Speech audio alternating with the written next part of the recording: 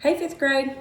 Today is day 18 of NTI, and you guys are going to be reviewing adding and subtracting decimals today. You're going to have some word problems that you're going to practice. You will be required to add them, subtract them. You have to decide what operation to use. Make sure to use your cubes to identify the operation words that give us clues, okay? Two things to remember when you're adding or subtracting decimals that I want to review and that I want to go over and make sure that you guys know and understand. One, you always line up the decimals and the place value. You want to make sure if a number begins in the ones place that it's placed in the ones place to start. You won't put it in the tens place. It has to be a 1, so it is in the ones place. And then, of course, lining up the decimals. The decimals are the most important part. You want to get them in the same exact spot. Then, after you've placed the decimals, you can fill in the numbers so they're in their correct place value as well. Also, drop the decimal down into the sum or into the difference. After you're finished adding or subtracting, you drop the decimal straight down into the sum. I've got a few questions or practice problems that I want to go over with you and solve with you before I send you out and let you guys do some practice on your own. The temperature increased from 58 7/10 degrees Fahrenheit to 92 6/10 degrees Fahrenheit. Find the difference between the two temperatures. All right, first things first.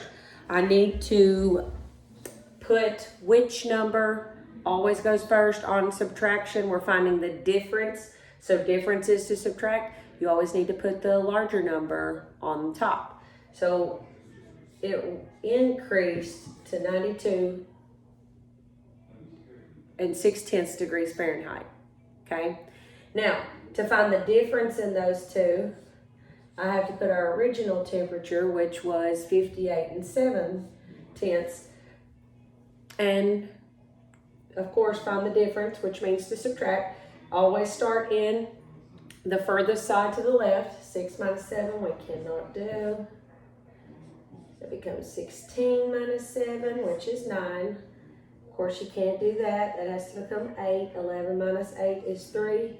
Here's a decimal, here's a decimal. I will bring my decimal down. 8 minus 5 is 3. So the difference in the two would be, and we would write it out, 33 9/10 degrees Fahrenheit. Okay, make sure you add the unit in which you're working with when you subtract. Okay, so just a quick review. Subtracting, make sure you know the difference. Vocabulary difference makes me understand that I have to use subtraction. All right. Now, I have the next one I have, it says, this is what it looks like. It's got a table. Okay, I want you guys to see what I'm reading from. It says, the table shown has the mass of 4 packages. What is the total mass of the packages? Well, of course, if it's asking for the total, or if it's asking how many in all together, we're going to be using addition. So I have to take each of these numbers in this table and I have to add them. And then you'll see here that the numbers they vary in the difference of, do they have ones, do they have tens, the place value. So it's going to be very important that we match that place value up. So our first box has 3 91/100. Okay. In the second box, I'm going to line up my second one, I'm going to put my decimal, and then I'm going to kind of work backwards. I know there has to be a 4 in the ones place and a 1 in the tens place, and 81. That way I continue to keep my place value matched up and lined up the way that it's supposed to be. And then we have decimal, and then 11 27/100. And then the last one, of course, my decimal. I know the 7 has to be in the ones place, so I match it up as well. So then we add 7, 8, 9, 10, 14, 10, 18, 19, 20, 26. And then this was 9, 10, 17.